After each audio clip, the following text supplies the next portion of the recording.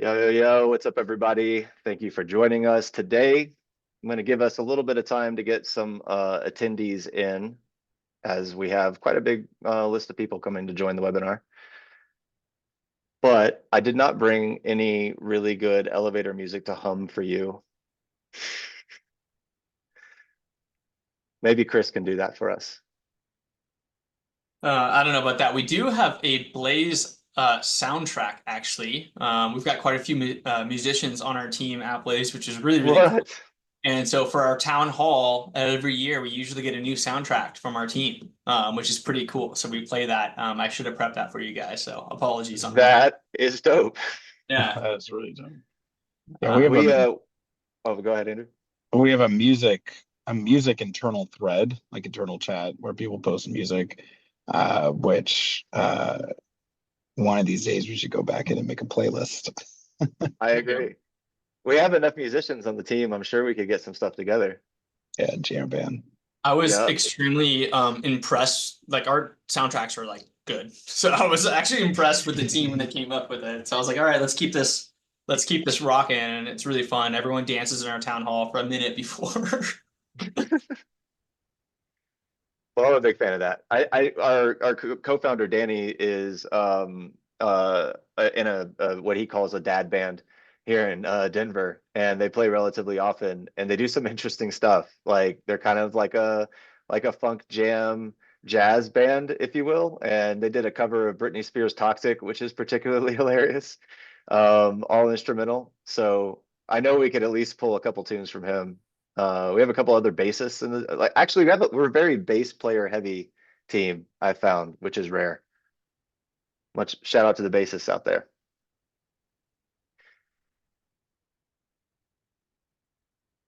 All right, got some folks coming in, pretty close to where we need to be to start.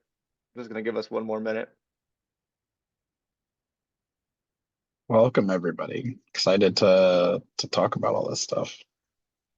If you're listening to this wonderful conversation about music and you just feel like, I want to say something, you can drop some notes in the Q&A. Tell us about the music you play. Do you have a soundtrack at your company? I think that's probably the first time I've ever heard that, Chris. All right, since you've been mentioning it so much, if you prefer to listen, there's the latest jam.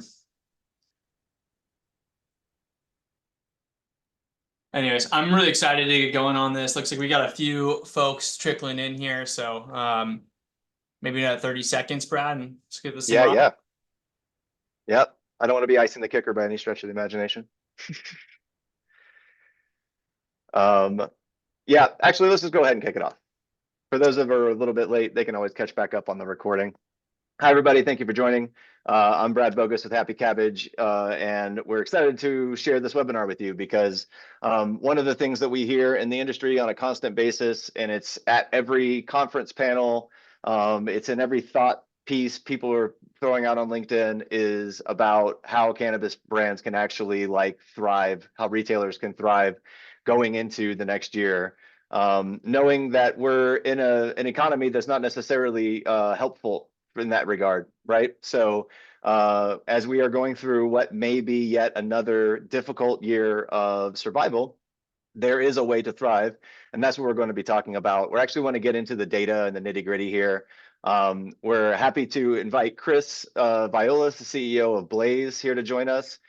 He's going to be talking a lot about revenue channels and some of the stuff they're seeing from the point of sale side at Blaze, and a lot of the other products that they're providing retailers to help drive that revenue. And then we've also got our CEO from Happy Cabbage, Andrew Watson, here.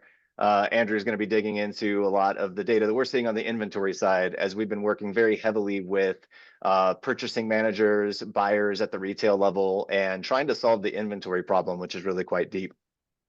One thing before we get started, just to let you know, we have a Q&A section at the end of the presentation, but you can submit questions throughout. So if you just look at the bottom of your Zoom screen, you see a little button that says Q&A. Click on that. Feel free to ask any questions along the way as the presentation's happening. You don't have to like remember them at the end and just submit them when we start tossing the mic around. And we'll try to answer as many of those as we possibly can. We always have a chat that you can participate in. I'll be able to answer as many questions there as possible. And then there's going to be 2 points during this presentation where we're going to poll you and ask you a couple questions. So just be aware that at some point there's going to be a little poll that's going to pop up, and we'd love to get as many of you to participate in that as possible, just to give us a benchmark on how we can help advise. So with that, I'm going to toss it back over to Andrew Watson. Thanks, everybody. Great to be here. Excited to dig into this. Let's get kicked off. So, Chris, you want to give us a quick intro on Blaze? Yeah, let's do it. Thank you, Andrew. Brad, thank you so much for coordinating this and helping us get everyone to see the data that we're seeing here, because we're going to be hitting both on the growth side from sales, how to increase sales, and then also on the inventory side. So both revenue and cost structure is really important when you look at the P&L. So I'm just incredibly excited here. And Andrew, thank you for allowing me to do this with you. Blaze, we are a point of sale company. I like to say we're a commerce company now, because not only do we serve the point of sale landscape, we also support e-commerce, mobile apps, kiosks, basically anywhere you're going to transact with your consumer. That's where we want to step in and really help facilitate that engagement. Beyond that, we also support payments, so both cash ATM, ACH. If you're in Canada, we can support you as well in the credit card systems. But we're really excited. Today, we're rocking over, we just actually tipped over 1,500 clients on the platform, which is really exciting. So we're processing well north of $2 billion a year in GMV. So we see a lot of data points across a lot of different markets. So today, we'll be covering both some stats and some data from some new market retailers, as well as some from that are in mature markets as well, to kind of get both perspectives. Really excited about the team that we've grown to be here at Blaze. We're about 80 people strong, and I'm really excited about our support team. I mean, that's one thing I want to shout out. We continuously maintain a CSAT score of about 99%, which is pretty fantastic in this industry. So not only are we here to help you grow, we're here to support you along that journey.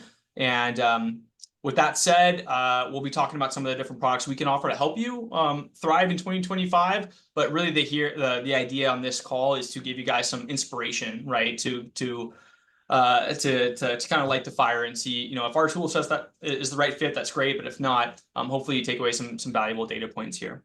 Andrew, I'll let you intro Happy Cabbage. Yeah, so thanks, Chris. Excited to be doing this as well with you folks over at Blaze. I'm Andrew, CEO of Happy Cabbage. What do? We make tools that sit on top of the point of sale that help retailers make more money. Specifically, tools that help people predict what inventory to put on the shelves based on their sell-through data, and then also tools that help people do SMS and email marketing. We work with about 500 retailers nationwide right now. And just really excited to have an opportunity to kind of talk about, we spend a lot of time looking at the data and seeing like the shape of the problems and solutions that we see that retailers are running into right now. And so I can talk a little bit about that here. Specifically, we're really, really focused on right now our inventory product, and helping buyers essentially get out of that spreadsheet that every single buyer has, so that they can reduce the overall amount of overhang that folks have in overstocked inventory, while also getting large amounts of hours back in their day, because a lot of folks are spending north of 20 hours a week trying to parse all this stuff together. And so can talk a little bit about that as well. But like Chris mentioned, this is more about launching into what are we seeing as necessary things that retailers need to do in order to survive and thrive in 2025, specifically as it relates to, hey, if you're not going to use a piece of technology to do it, at least start to think about this and start to tweak it with the tools that you have available, because it's definitely going to be a reckoning, right? There's no more free lunch, is what I would say. But we can talk about that and go into it in a second. So with that, I'll just go right into it. 2025, thematically, what we're going to be talking about in this presentation is focusing on your fundamentals, right? Cash and sales, right? Where's your cash go? What are you spending money on? Where is it held in? Where does your revenue come from? What are those specific things where you can tweak 1, 2, 3% of something to yield that 90% back of your business overall? The other big thing about this, and I kind of just mentioned it, is there is no more free lunch out there in the industry, in this economy, in the way things are going and the way markets have matured. you must get a handle on this in order to survive and grow and thrive, either through establishing processes manually or through working with technology providers, preferably both, and getting process and technology to get married together to do this. But also what's super, super important here is you have to be close to the data within your organization to understand the shape of your organization. So you know the truth about your business so that you're not running off the seat of your pants, saying, I don't know a piece of information, right? I don't know what products are mapped to a thing. I don't know what percent of my sales are through my channels. It's just not going to cut it anymore, right? You can't just be flying by the seat of your pants. You need to be really close to this information so that you can know, and these things we'll talk about in terms of what are those little levers you can tweak that are going to yield more free cash flow, more revenue through the door, and not get distracted. Focus is a big theme, right? Not get distracted by silver bullets, nice to have things. We're going to really be talking about those fundamentals of what you need to have. Yeah, just Andrew, if you don't mind, if I could just add to that, Yeah. this you shouldn't run your business on a feeling, right? We have to run business on data, and so part of this conversation is making sure you at least understand your information gaps so that you can close them. A lot of people don't have structured data across their entire portfolio. If you're one shop, it's a little easier. For 10 shops, that problem is actually 10 times bigger typically because the velocity is pretty high. So we're going to be focused really on that thematic, on data, and that's driving where we're going, right? So I just wanted to call that out. I see a lot of people say like, hey, I think we should do this. And actually we have the data. We should know where we're going to go. So I just want to call that out real quick. Exactly. And so the way we're going to structure this is we're going to start with, I'm going to talk a little bit about that cash component, specifically inventory, what we're seeing, what are some basic things that FICO folks have to do in order to make it so that you're freeing that up, and then pass it over to Chris to talk about the revenue side, channel side, and then open it up for Q&A at the end. Cool? Cool. So let me dive right in. So I think everyone knows this. Inventory is where the majority of the cash of a business is getting tied up. If your dispensary makes about $500,000 a month in sales, it has to produce $250,000 of wholesale costs to service that inventory, assuming you sell out of it in the same month. While you're making decisions about what to bring into the store, if the stuff you're bringing in won't sell out within that month, eventually you get to places where you need hundreds of thousands of dollars of wholesale costs that's either tied up as credit to distributors or literal cash, right? In order to get to what is your baseline sales number. The concept of how to understand this, a lot of folks are familiar with this idea, is days of supply, right? The majority of folks are running on net terms where they're owing money back to distributors on a 14, 21, 30-day basis, which basically means if you take in a batch, you need to be able to sell out of it by those net terms to be able to pay the distributor and the brand back, or else you're not going to get good terms on your next batch coming in, or you're going to be forced to go into discounting to move it so you have enough cash to cover.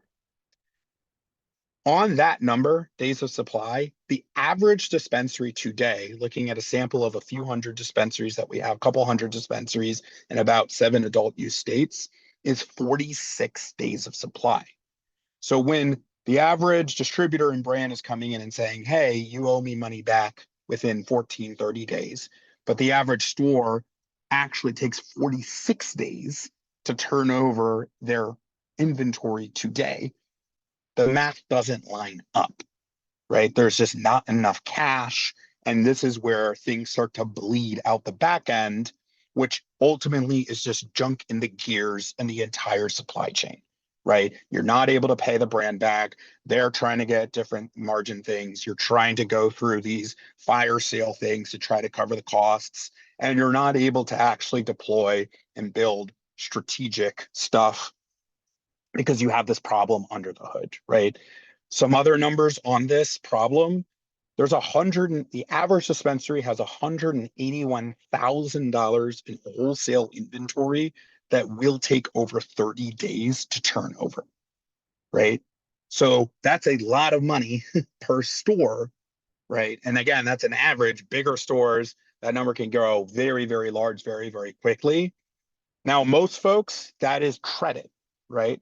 But again, that credit is ultimately turns back into debt, which ultimately then builds again all of this gunk in the actual gears of commerce that the industry fundamentally has to run on, right? If you're spending most of your time dealing with how to pay back a distributor, you're not going to be spending your time focusing on strategically how to grow your business. A couple other things on there. About 1 out of every 5 products on any given menu hasn't sold at all in the last 2 weeks. And in fact, 64% of products sell less than a unit per day. Menu sizes are a big problem with this, but honestly, a lot of it comes down to understanding your data. Most folks just aren't looking at consistently and aggressively what are your products that are just sitting around that aren't moving, because those are the products that are ultimately going to cause this essentially concrete block that's holding you back from being able to move forward and grow your business overall. So if you're wondering, like, you know, where does my business look like on the shape of this thing? What we see is that smaller folks, so folks who are making about less than $500,000 in gross revenues a month, generally have a harder time with this inventory turnover. A couple other things is folks who have guaranteed wholesale purchasing agreements, basically saying to a wholesaler, I'm going to buy a minimum amount of stuff from you every month, either through reciprocity agreements or some other kind of agreements for margin protection, can quickly have hundreds of days of supply, where you literally have enough inventory that you don't need to buy anything else for months to be able to turn that over. Eventually, that's going to turn into someone needs to pay the bill. Either the brand's going to be covering the loss and you're going to get worse margin, right, on the next invoice, on the next conversation, or you're going to get caught out entirely from being able to purchase from certain vendors. That's just the way it works, right? Knowing this number, your days of supply, and working to bring that down as you're doing your day-to-day inventory intake process is key, right? That being said, it's not like large stores just like kind of have it easy. Yes, it's true that as stores get bigger, we generally see that they're better at turning over stuff, but you can see there are plenty of stores who are making $1 million+ a month in sales, who every day, right, that you're overstocked is tens of thousands of dollars of wholesale inventory and wholesale cash that's tied up that could be used to grease the wheels of the business overall.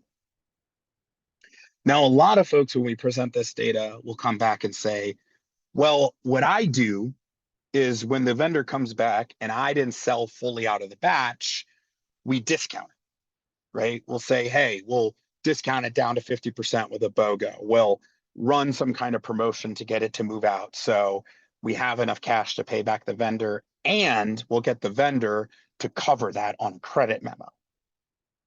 That's what a lot of folks say as sort of this sledgehammer process to cover the back end of the issue I was just describing. The problem with that is that that mechanism has become so pervasive that it's eroding prices and the values of discounts market wide. Half of all discounts given out on a dollar basis are due to people trying to push overstocked or expiring inventory. That is causing, across pretty much every single adult use market, discount rates to be going up year over year. Chris will talk in a little bit about strategic mechanisms of using discounts to target your best customers. When all of your discounting is being used as a mechanism to just move inventory that's overstocked, which didn't have to be overstocked to begin with, you're eroding your ability to use discounts strategically to drive higher customer retention and customer value, right? The concept that, well, it's a discount, everyone loves that, is just not cutting it, right? Because we're running quickly into a market-wide race to the bottom, and it's all driven by the fact that that original order is just not getting the correct amount onto the shelf, and you're needing to do this whole thing. But it's not consumer driven by any means, right? It's supply chain driven. Getting out of that is how we can help prevent more price compression and also allow us to take the dollars we're spending in discounting and deploy them to actual strategic ways to grow sales. So let me talk a little bit more specifically about key things that we see in things people need to keep in mind when they're doing that inventory purchasing process. And again, shout out to technology that we have that helps work with this. Huge shout out to providers like Blaze who have all those detailed reporting that allow you to be able to pull this together and track these things. But you have to be leveraging that in your process. Your process cannot simply be, we ran out of something in the back room, and so I just decided to restock it. Because for all you know, that thing took 45 days, 50 days, 60 days to turn over, right? Your process can't just be, hey, we just have the vendor cover the discount if it's not selling fast. Again, because that all just bubbles up. So let me talk about specifically two things to really focus on here. The first, good product catalog data management, okay?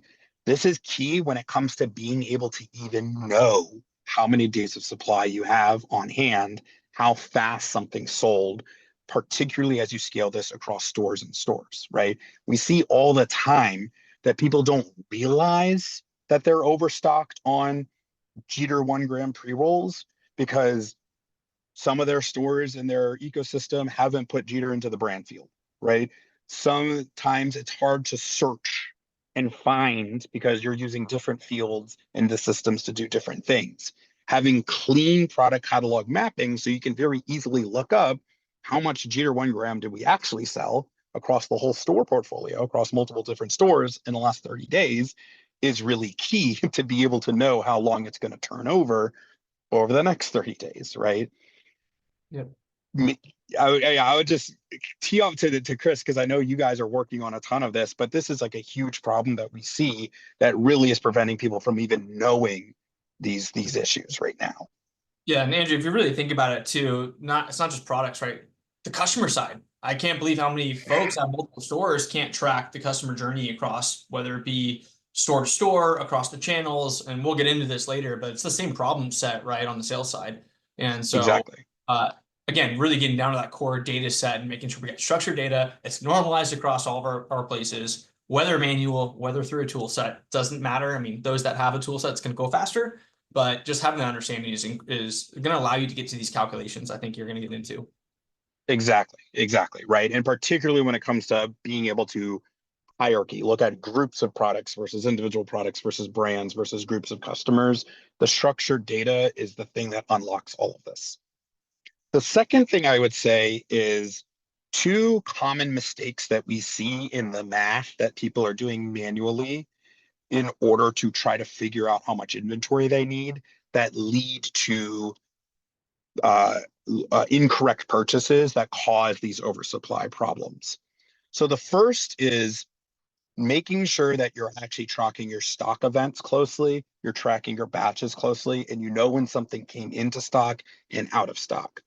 A lot of times folks are more so just taking the average, and that can actually cause a lot of problems. So in this example down here, right, let's say we have this like 1G pre-roll that sold 28 units over the last 7 days. If I were to take the simple average, right, I would say that that is selling at 4 units per day. And therefore, if I wanted another week, I just need 28 units, right? If I need 2 weeks, I need 56 units. The issue is because this is a fire product, it actually was only in stock for 4 days. You actually didn't purchase enough of it to begin with. It was out of stock for 3 days. And so the reality is it actually is selling at 7 units per day, right? Knowing your stock events and making sure that you're pulling your reports on your batches and as your things are coming in and out is key to make sure that you're not accidentally under ordering on your best products because you're using your simple averages, right? The other issue with that is that if you did use a simple average and you brought in only 28 units, right, for the next 7 days, as opposed to the actual 49 that you need, when you were to do this again a week later, you have this. So you're constantly running into this issue where you've understocked this item. Now, what a lot of folks do in order to correct for this is what they'll do is they'll say, well, what I'll do is I'll filter out the days where it didn't sell at all. So they'll basically say, hey, I was selling 4 units per day and then it sold 0. And so what I'm going to do is I'm going to filter out those 0 days it sold. And I'm just going to use that as my estimate. The issue with that is for your slow mover items. So in this example, let's say that we had this product that sold on 5 days. And when it sold 2 units per day, but then it was still in stock and sold nothing, right? What you're going to get is you're going to get a calculation that says you need 2 units per day of this item, when the reality is it's sold at less than a unit per day. And this all really, really gets into that data aspect of it. In your attempt to try to make sure that you have enough of your fast selling products, you can be making assumptions that cause you to have way too much of your slow selling products and vice versa. You need to be in sync with your reporting to know as things are coming in and out of stock to make sure that you have a correct and accurate view of how much you need. This alone, I believe, is causing of that $880,000 I mentioned that the average dispensary has in inventory that won't turn over in 30 days, $90,000. Right? It's just these basic, simple math problems, right? Which leads me to the last kind of macro point that I have on this before I'll turn it over is this is a very intensive process. Getting inventory right. The average store has about 500 products on the menu.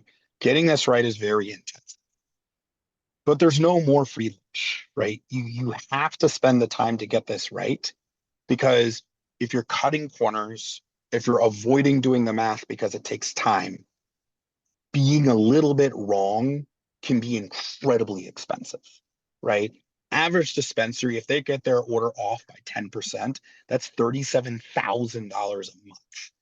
And that's, again, on that average size, if you're making, $500,000 ish a month in total sales. If you're a dispensary pulling in $1 million, small errors compound really, really heavily.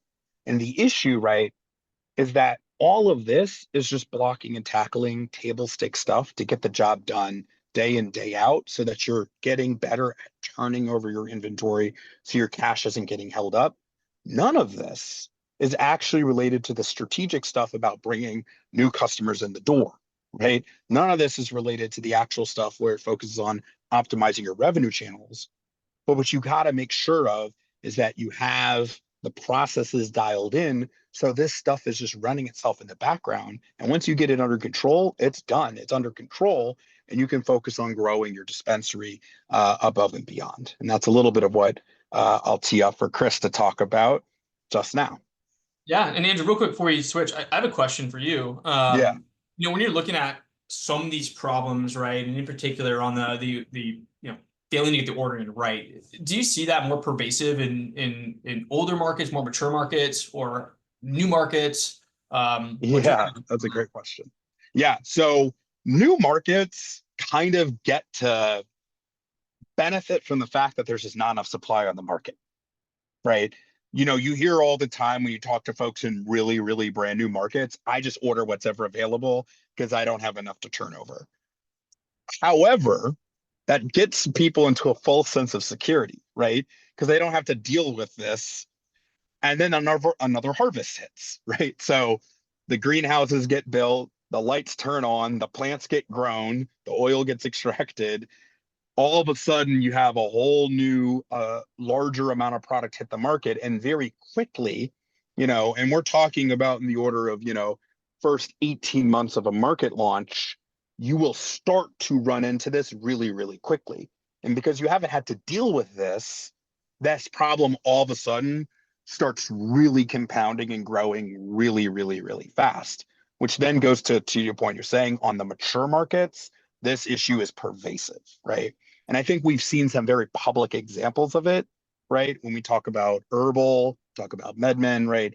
Talk about some stuff. There was a lot of stuff going on in the management side, but oftentimes when you look at the details of that, you notice they owed a whole lot of money to a whole lot of people because at the end of the day, they weren't necessarily getting these basic fundamentals of actually having the amount that you need in the store to hit the sales for that month, no more, no less.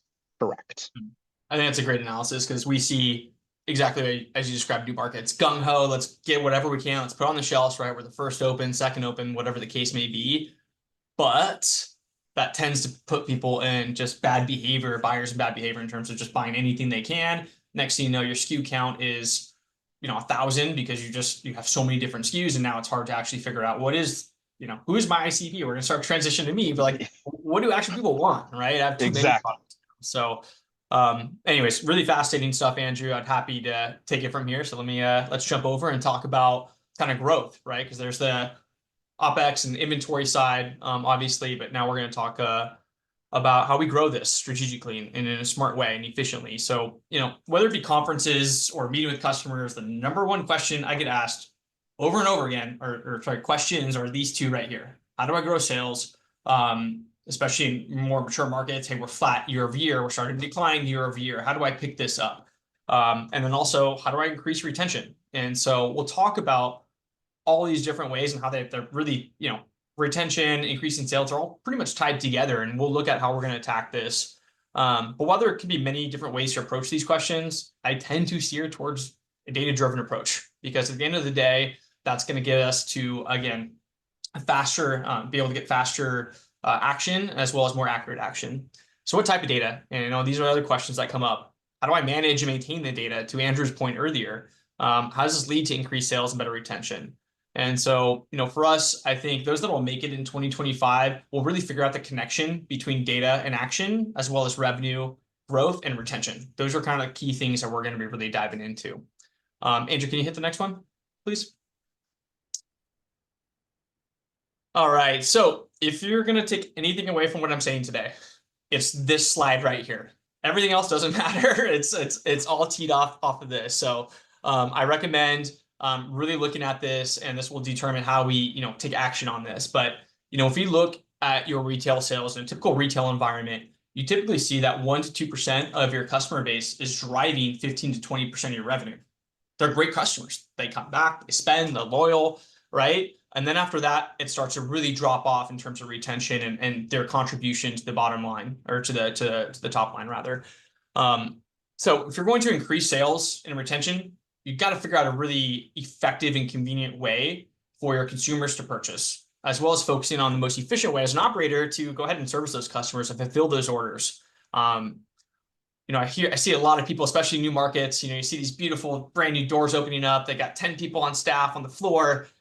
Is that really the most efficient way to tackle that per order? If you look at the cost to support that order, service that order versus, let's say, an online order, is that really the most efficient way to go do that? So we're gonna take a look at that. But my general approach here is to attack the sales channel strategy to accomplish both tasks here. So how many of you, if we can launch the poll as well, Brad, that'd be great. But how many of you actually know what a sales channel is? I'm sure many of you do. Most of you who are on this call really care about data and really care about sales. But my next question then is, how many channels are you actually supporting? And so if you guys could answer that, I'm really curious to see your thoughts on that. And then subsequently, like, what does a channel mean to you? A lot of people don't, when I ask this question, they're like, oh, we're on iHeartJane, we're on Weedmaps, we're on Leafly, and that's great. But generally, that's like an order source. That's not necessarily a channel, and so we see some confusion on that. Let's go ahead and jump to the next slide, Andrew. That'd be great. So channels are really straightforward. There are ways in which revenue flow into the business, and so these are pretty obvious channels for most of you on here. At least the first two should be pretty obvious. As we start to scale to 3, 4, and 5, it becomes less obvious, and certain of these channels are market dependent. But as the cannabis industry has matured, we've seen sales channels outside of in-store start to grow at pretty rapid rates. I would attribute that to the general rise of just general e-commerce. A lot of people are very comfortable placing orders online today. They're very comfortable shopping online. They don't necessarily want to interact in store. And we actually like that. That's the most efficient way to service these customers. We can support way more orders per hour when they're coming in online versus in store and having to really have that educational component and really have that premium service component that the bud tenders are known for giving. But like in-store is a given for every retailer. So we're going to move on to e-commerce next. But most successful retailers really tried to move to about 70% of their orders to 80% of their orders digitally or through e-commerce. Now, some of the best operators we've seen can get to that 90%. It's great if you can get there. But most people are sitting around 15 to 10% today. And it depends on the market as well. So really, I really want to focus on e-commerce and the rest of these different channels because they are just so much more efficient to fulfill. And at the same time, some of them are higher retention. And so we're going to talk about that as well. We'll go over, we talked about retention, but the other thing is sales growth, right? And so we look at AOV or average order value as a way to kind of grow revenue. And in certain channels, right, AOV is going to be higher. And I've got some data that we're going to look at for both a mature market operator as well as a new market operator that really calls out the differences as well in this. In the AOV per channel. And I would just also say, like, while most operators can have a decent understanding of the data on the first two channels, right, you can kind of pretty easily see if I ask an operator what's your in-store sales versus your online sales, I can generally answer that. But if they support more channels such as, let's call it the mobile app or online third-party marketplaces, it starts to get really, really murky. And it becomes murky because to compile that data, to manage that, to again normalize that across both reports coming out of the point of sale, reports coming out of whatever other provider you're using to support these channels, it becomes really cumbersome. And then it becomes, hey, this is too hard to manage, and then it goes to the wayside, and then we don't have visibility into the stuff, and we can't really optimize it because we don't know what the data is. And so I would just say, part of this is that management piece and the maintenance piece of the data. And so again, to Andrew's point earlier, where we can get automation is absolutely critical. Let's go to the next. Oh, really quickly, one thing that I know a lot of folks deal with is knowing at what point in my retail life cycle, talk about recently opened the shop, mature market, recently opened new market, been around for a bit, whatever it is. What would you say going into 2025, people should be like, hey, I need to be, I understand my in-store. I got a little bit of a handle on my e-commerce going into third-party marketplace, mobile app. Like, what would you say is like the mark where you're like, hey, be thinking about this now, right? About hitting all the various channels as a retailer. Yeah, that's a great question. It's been fascinating. New York obviously has come online here in the last 18 months. And so we've had some operators really jump from the start with both just in store, just because they feel like they want to get things right. And then we've had others jump with or start with everything, e-commerce, mobile app, and retail. I will just say that, if you're a new store, I recommend you go the latter. You get one first impression, and if you're going to drive behavior, you want to do it up front and not wait to then figure this out. Oftentimes, velocity is too high with this data, and so generally, we've seen better success with stores that start with an infrastructure like this, even if it's delaying the mobile app, call it a couple months out, just kind of get the customer used to e-commerce. But again, we've seen some operators in, call it New Jersey, that have done extremely well in launching the full stack and being pretty aggressive with it. So yeah. And I also think that reflects where consumers are at right now. Like modern consumers in modern ways, they are used to a multi-channeled experience for whoever that they're shopping with. Yeah. Awesome. Let's jump to the next slide. I know we're already moving on time here, so I'm going to try to get through this pretty quick. So there's obviously a really close relationship between average order value and retention. The more we can optimize this, faster we're going to grow our sales in the most efficient way. And that's really, really important. So there's a lot of different ways to go ahead and optimize these channels once you understand where they're coming in from.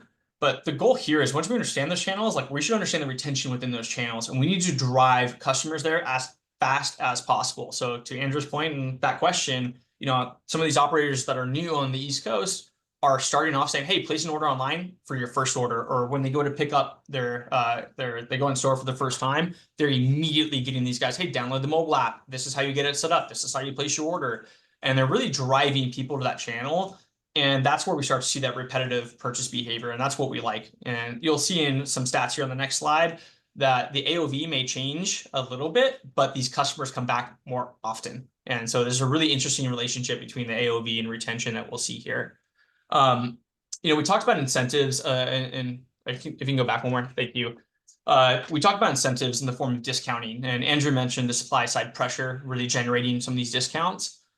We need to figure out a way to turn that around, right? We need to figure out a way not just to do that from the inventory side, but how do we incentivize consumers to lead them into the right channel, right? And this is where we get to, things like, hey, let's put 2x the reward allocation for online orders, or 2 or 3x on mobile app. And we start to drive behavior through the incentive channel, but not necessarily through discounts, right? It's on how do I drive that next purchase? And the other thing is, if you want to move people to the highest retention channel, there's other non-monetary ways to do that. And it's things like providing extra value and convenience. So let's say we're driving people to online or mobile. You have a dedicated pickup spot out front. They get 30 minutes or less express checkout. There's other ways to make them feel extremely special that, again, are going to drive that 1 to 2% to maybe 3%, maybe 2.5%, 4%. These are the details that really matter. All right, let's go in and let's look at the data on the next slide here. So this is really interesting. You can see here, I pulled two stores just on both coasts here to take a look at. Some things that you'll notice right away. On the new markets, again, this store one is someone that went out really strongly, obviously with the full stack. And so retail AOV, as we typically know in new markets, are staying pretty high. So they're, on this particular one, it's about right. When we get to e-com, we start to see some increases in AOV, right? We see that on a 30% on store one.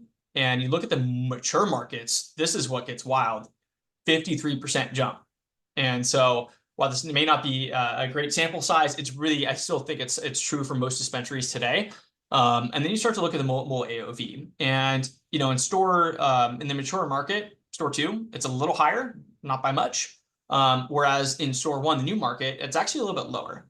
And so what is interesting here is it's not necessarily about AOV in this case. This channel, this mobile channel in particular, is driving higher retention through the data that we are seeing. And in particular, e-com's doing it as well, but mobile app takes that and compounds it a bit more. It's things that, through the mobile app, if you have something done well, and through e-com, if things are done well, we can save payments data. And so ACH becomes a lot easier. You have that one tap type of checkout that you're used to on Amazon and Walmart.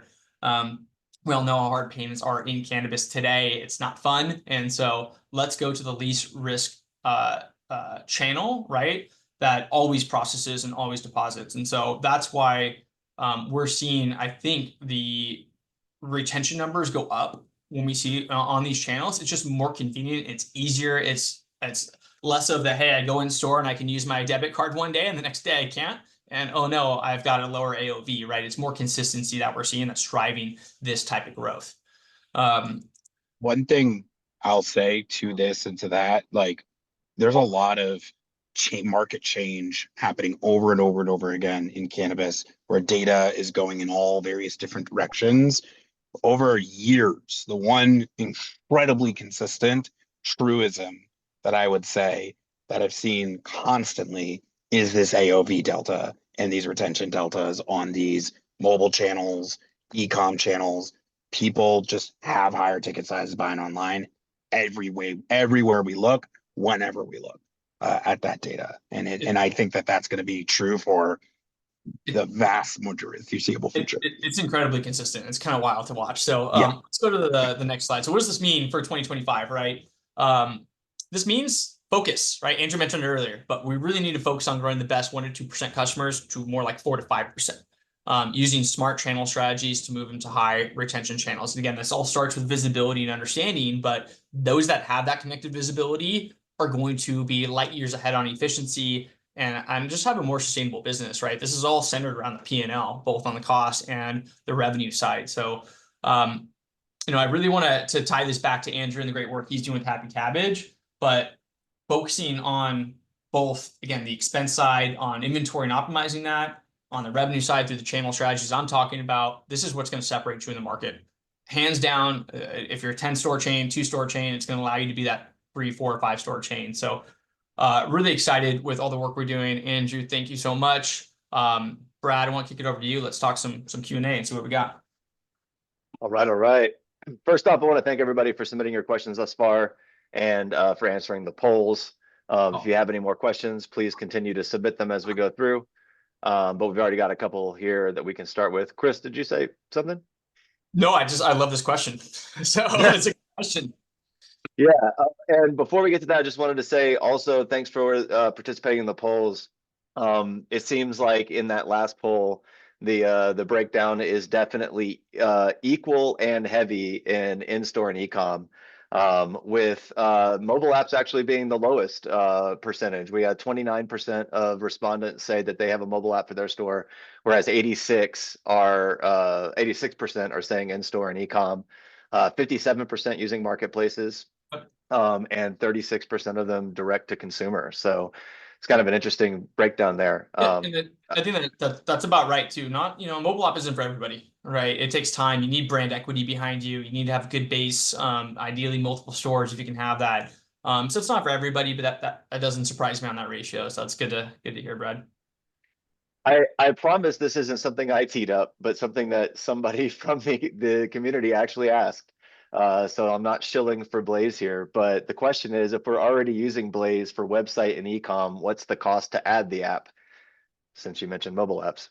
Yeah, it's going to be a couple $100. So reach out to your account rep, and we are trying to incentivize folks to go full stack. So we are we'll make it worth your time. We're really bullish about it. And again, it's not for everybody. So we'll walk you through the pros and cons and kind of what some of the risks are to the mobile apps as well. But really excited about that particular line of business for us. It's growing. And again, where we can help our retailers grow and retain, that's what we want. We don't want a leaky bucket. That's a problem for everybody. Right So- on. Everybody, as you're watching this, if you're interested in checking out what Blaze is doing, want to inquire about the mobile app, scan this QR code. Same thing is true for Happy Cabbage. If you want to see how we're helping people with reordering, scan the QR code and or email Chris and Andrew directly if you like. They're so generous to offer you their inbox. Can we tackle Aaron's question here?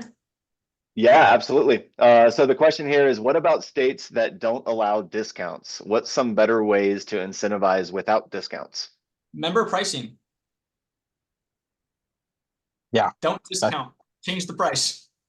Have different pricing for different membership tiers, right? So there's really interesting ways that you can kind of, I wouldn't say circumvent the discount regulations that are impacting certain markets. But there's ways that you can be smart about how you price products, and you can price products differently. You're allowed to do that. That's not necessarily a discount. So we can happy to walk you through that, Aaron. If you've got any questions, reach out. We'll walk you through the tools that we have. We have different membership pricing like modules that work. So it changes the price pretty quickly for these folks. And if anything, I would say Personally, it's an opportunity because markets that limit the discounts, potentially discounts have become a little bit of a, like I said, a cudgel or an easy button, right? For folks on that. I love the creative things that people are coming out with in markets that don't have that. And I think member pricing is brilliant. And I would love to see that roll out across markets that do have allow discounts as well and more. Bruce Lee once said, master the rules and only then can you bend or break them, or some paraphrased version of that, right? Like, yeah, this is definitely get creative, right? All right, I have a question here, which is, how would you estimate the demand for the first order of a new product? So products that don't already have an existing run rate. I would say it's always less than you think. I would say start smaller, right? Don't go big just because someone's saying you can get a big order. And the best way is just use your own data to find a comparable, right? The reality is that consumers haven't really gotten to a level of brand loyalty within the space that we believe that they have, or product loyalty, even if they're within a brand. Products move within a brand so much, so they're willing to try out new stuff if they recognize that brand. Of market data is helpful, but I would always say your own data is always going to be your best, most powerful tool, right? So I would find another product that looks very similar on your shelf, and I would just look at the demand of that product that you've had at your stores, and I would compare it against that, and then maybe be a little bit conservative try before you buy. But then very quickly, if you're seeing results, then you can very quickly increase that order, and that brand's going to love it. Right on. Just because I think that there's a question that just arose that was very relevant to the question that we were just digging into. Someone just said member pricing versus focused discounts. I think they want to know just more about what that means. Yeah, so different, I'm sure you've seen this, but you can obviously create membership programs as part of your business. And so this doesn't have to be a paid thing. It's just, hey, you've come on your second visit, you're in the VIP tier, right? Whatever that may be. And let's get creative here on this example. And so within that VIP tier, you get VIP pricing. So instead of having a product for, that sells for folks that are not in that tier at $20, maybe it's sold at $15 to this person. So we're not showing on the POS a discount because there's no actual effective discount happening. It's really just a pricing change. So if you guys have questions, like I said, I can dive into this with you all and show you how it looks on the reporting, as well as how it interacts with managing pricing at scale. Yep. If you need guidance from Chris, there's his email address. Hit him up. I have another question here. This one looks like it's also for you, Andrew. We have a lot of products that are high in demand or strain based that are not available to reorder. How do you deal with that using data like you mentioned? Yeah, so what you do is, and we have this actually built out in our own tech, and so I would say if you are running to this heavily, reach out. Would love to show you how it is. But the way that you do it is, if you have good structured product data, you find the search parameter of the thing. So for example, Jeter 1 gram pre-rolls, every time you order, they have a new individual flavor, right? And so it can be difficult to know exactly that. What you do is you just grab the bulk of Jeter 1 gram pre-rolls, and then you basically ignore the product SKU level distinction, and you just look at your total demand for that group. But just make sure you know what those groups are. Oftentimes, buyers who are putting in orders constantly, they kind of have a pretty good default sense of what those groupings are, because it's how you're talking to your brand rep in general about them. Rock and roll. But without good product catalog data, it's going to be very difficult to find that group. So again, Yeah. first and foremost, you have good, clean product catalog data. Reference to that slide earlier where it shows that one item SKU with the naming scheme. Pay attention to that slide, y'all, because that is very much like the groundkeeping for all of your data hygiene. And if you nail that, you can get a whole lot more insights out of your data. That might be one of the single most important pieces of data entry that you have in your store is how you name a product in a SKU. It's all searchable, right? In the right places. All right, this one is for you, Chris. Our store has over 10 locations in a couple states. So when you're talking about managing all these channels, it feels insane to me to have to wrangle apps and e-com and all of that for each location in each state. How is that manageable? Yeah, I mean, technology, realistically, having everything in one house, you can see, you don't have to combine these data sets that I'm sure and I've been talking about. Like you can do this from a manual process, but it will be daunting, is the reality. And so, getting that all in one house in whatever form, ideally it's in one platform, but if you have a data warehouse, getting it there, will help you. Again, it's the same side, with size comes the same problem set of inventory as it does with sales. And so, it's just data velocity at that point. So I would just say it's going to be challenging unless you have a tool like ours or another tool that can kind of consolidate both at least e-com and mobile app traffic, and then maybe bridge the gap on retail. But I've seen it tried to be sliced a couple of different ways, and ultimately it's a management issue that it comes down to. It's hard to maintain this stuff over time if it's disparate. Yeah, like as you scale to that point, you've got to automate or else you're just going to grind yourself to bits, right? Exactly. At least wherever you can, right? All right, here's another question we got for you, Andrew. How many SKUs would a dispensary need to take on from a new brand to gain the best traction? One SKU for a new brand typically doesn't do the best from what we have seen. Yeah, so I would say, what level of are you considering a SKU, right? So if you're bringing on a new brand like a vape brand, right? Yes, you need to have your groups covered. So your half gram, right? Your full gram. And then within that, generally, depending on how your consumers respond, but an easy, simple thing to do is your sativas, hybrids, indicas, right? Going with, I'm going to get 8 different SKUs for my half gram and then 3 different SKUs for my full gram is unnecessary, right? I would say that. I would say I don't think you need more than 2 SKUs per what those groupings are to start with. Remember this, always have an understanding that 60% of the products that you bring on will sell less than a unit per day. So oftentimes there's like a fear of like, I'm not going to be bringing on enough for it to sell, right? The reality is that when you bring on that much, a lot of it won't sell by the very nature of the thing. So if you know that going into it, just avoid overshooting.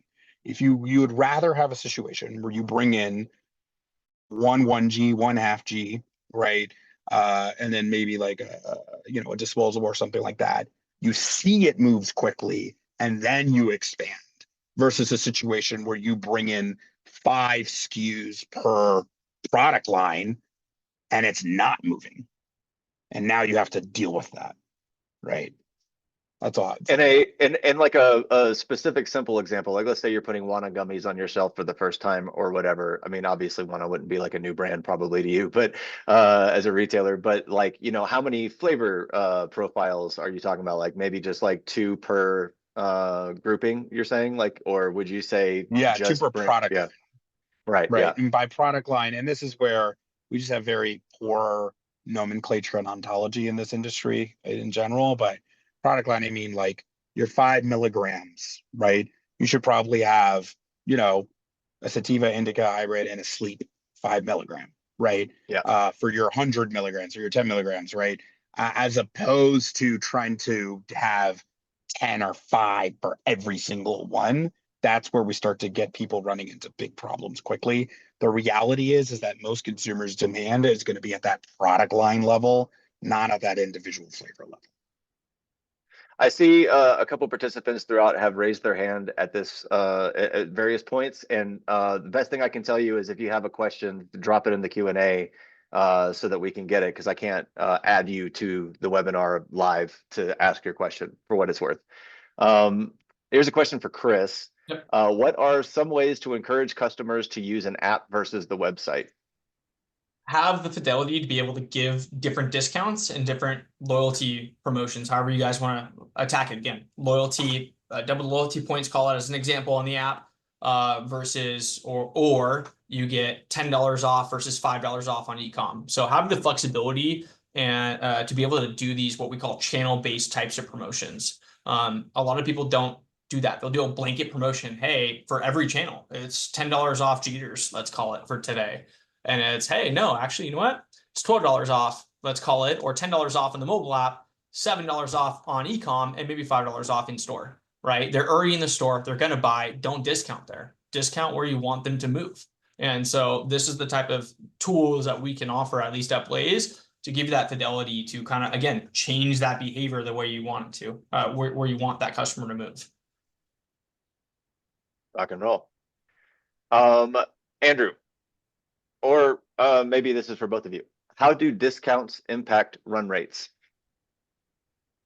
So if you have a really good strategic discounting strategy where you're basing it on your consumers' ICP and how your consumers are purchasing, the reality is that it's not going to affect it that much, because in your run rate way of doing business, right, you're always going to have discounts that help bring in specific sales for specific consumers, but it's not going to be consistent enough on any given product that it's going to bias it one way or the other where you have to filter it out. If your strategy is you're dropping 50% off everything's and you're dropping like single days where you're having to discount a whole bunch of products because you're trying to get it to move, then yeah, it's going to bias your run rates in the wrong way, right?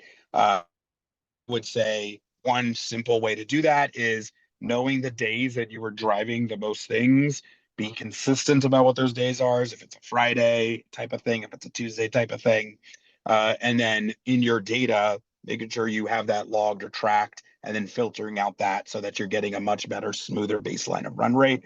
You don't want to be in a situation where something was selling slowly, you discounted it massively to get it to move so you could pay back the vendor, and then you overstock it because you go back and you pull that in, right? But if your discounting strategy is a lot more based on what your customers want, right, and bringing and attracting and retaining customers, the irony is it's not going to matter as much on a product level, essentially. And so it's going to be cleaner. No doubt, no doubt. Last question we have here is from my man Chuck Warner from Cannabis and Tech Today. Love this man, but he wanted to know, Andrew, and also for your sake, Chris, are you guys going to be in Vegas for MJ Biz? Yes, we will be there. I will be there. I think Andrew's gonna be there. Yeah. Yes, I will be there. Catch me at the Chandelier Bar. Yes. Let's go Cosmo. That's yeah, where we'll it's at, man. We'll be there. We got some big announcements going. I think they're actually going to hit next week, so keep an eye on that. It goes to the efficiency side and helping improve the P&L. So we're excited. We'll be dropping some new stuff. We'll have a booth there as well. So if you don't catch me, our team will be on the floor, and would happy to be interacting and show you guys all the new stuff we've been building. Our team's been on a rip right now, and we're pretty excited about the roadmap for the next quarter. So bring some good values to our customers. Oh, a lot of news coming from Blaze. Andrew's going to be getting drunk at Chandelier Bar. I wouldn't say that. I would be having covers.